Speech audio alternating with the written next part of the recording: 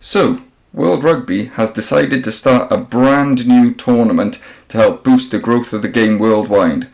But, unfortunately, it seems like they forgot to include the Tier 2 nations until the next decade.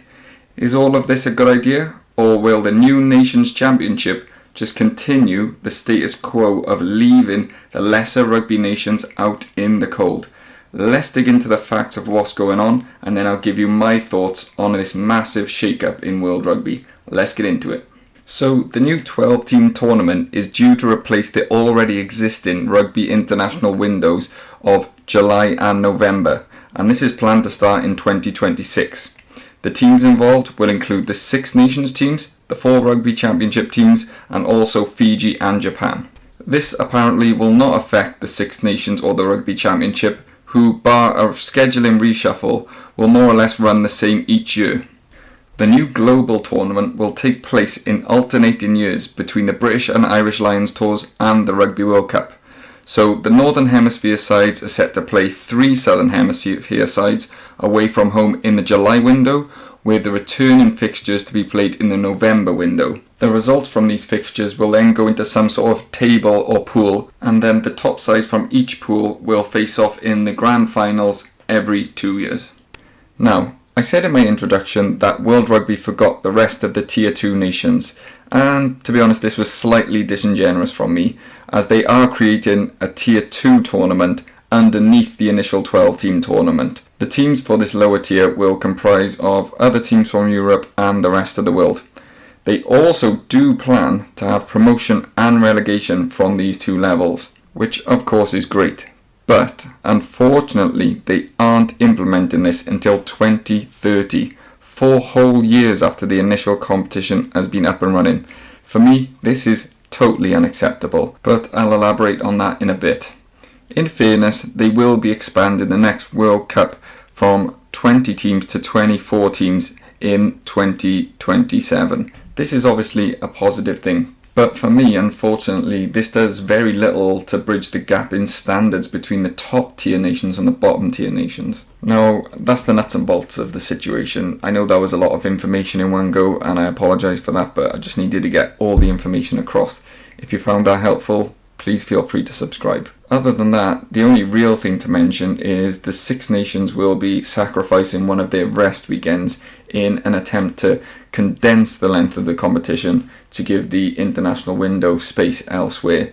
And to be honest, I have no issues with this. I really hate the gap in the Six Nations. I'm pretty sure that everyone else does too. But if World Rugby are attempting to push the fact of player safety and longevity, this slightly flies in the face of that, as they're going to have less time to rest their bodies and it's going to be a more condensed calendar. I don't know, they're professionals, it's just an observation. But like I said, other than that, that's pretty much all the information. Now, I'm really looking forward to hearing what you guys think of this in the comments, but here's my observation. Overall, I like the idea that World Rugby are trying to shake things up, improve the game, improve the growth of the game globally, and in fairness, the idea of promotion and relegation is something that a lot of fans have been crying out for a few years now. And also giving some extra meaning to the autumn and summer tours, etc. I think it's a good idea, it's actually brilliant. But I do have some issues of how this could shake out for the lower tiers of the rugby pyramid.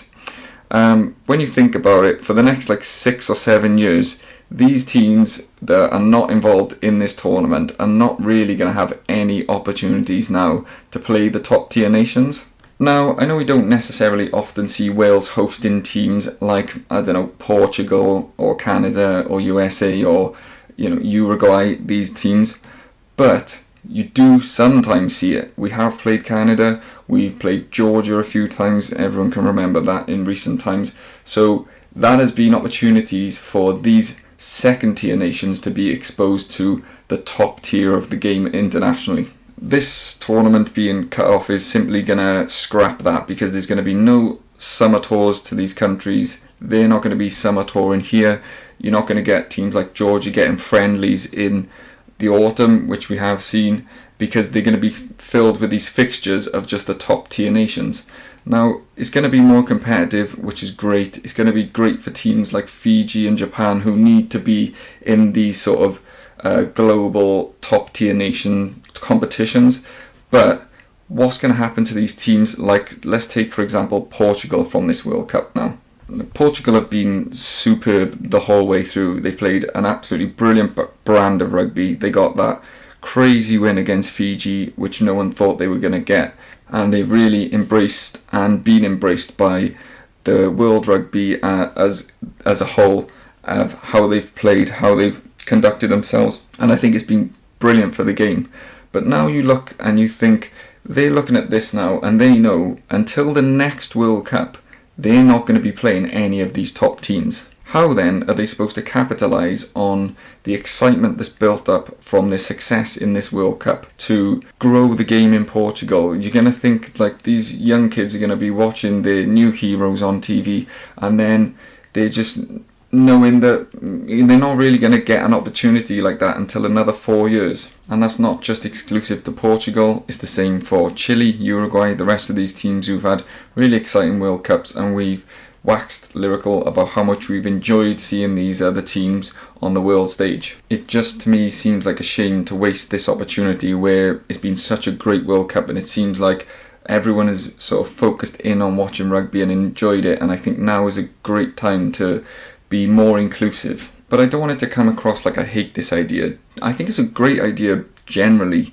We're having more competitive international matches, and there will eventually be opportunities for these lower nations to play the top tier nations and have these playoffs.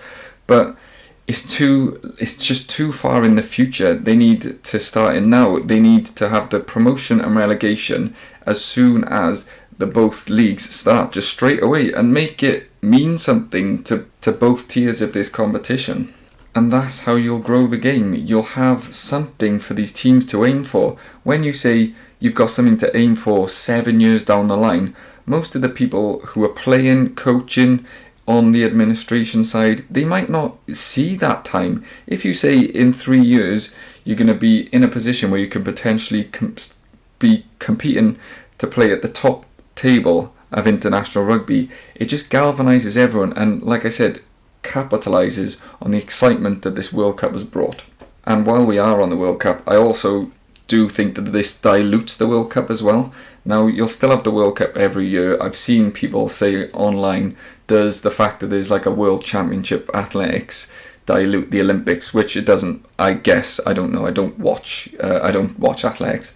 But I just think the fact that you're going to have these playoffs every 2 years for this competition, and then in between that, then you'll have the World Cup and the Lions, and I think it does generally saturate the World Cup, because you're going to be having these top nations playing each other in knockout competitions every 2 years. So when it comes to the World Cup, it's not going to be as special, in my opinion. I've seen a lot of people online disagree with this point, so I'd like to hear what you lot think, but that's just what I think. I definitely think it'll dilute the excitement and everything like that of the World Cup that the World Cup brings to rugby. And also, I don't want you to think that I'm just moaning, because I also think that I personally have a better idea, which is something, again, a lot of people have been clamouring for, and that is to have like a Six Nations and the Rugby Championship, but have tiers to that instead. So even if I know it would be a problem of the Six Nations teams not willing to risk relegation, because like Italy are never going to go for that, because the chances are they're going to get relegated as soon as that comes up.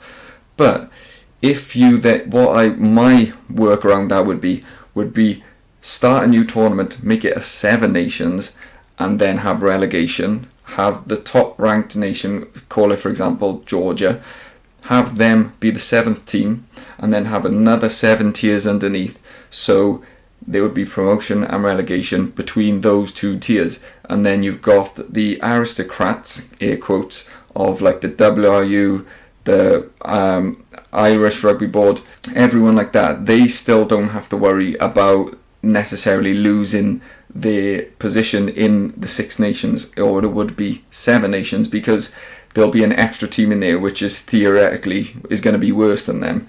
So that would be my way of doing it, and that there would be a similar workaround, I think, for the Rugby Championship. But that would just be the way I would do it, because you could implement that way sooner and it would be, in my opinion, a bit more simple. I know the thought of making it from a Six Nations to a Seven Nations would definitely be controversial, but I just think that is probably the best way to do it. But they want to align the global rugby calendar, which is fair enough. They want to do the same thing for the ladies, what I understand, so I think that's great as well. But I just think, I don't know, it just leaves these, like I said, these teams lower down the pyramid out in the cold for so long that you've got a real opportunity now where I think rugby is catching in these places that it hasn't traditionally been so big, and I think now would be the perfect time to strike and give them something really meaningful to play for as soon as possible. But that's my thoughts. If you've gone this far, thanks for watching. Please subscribe. I will catch you on the next one. Bye.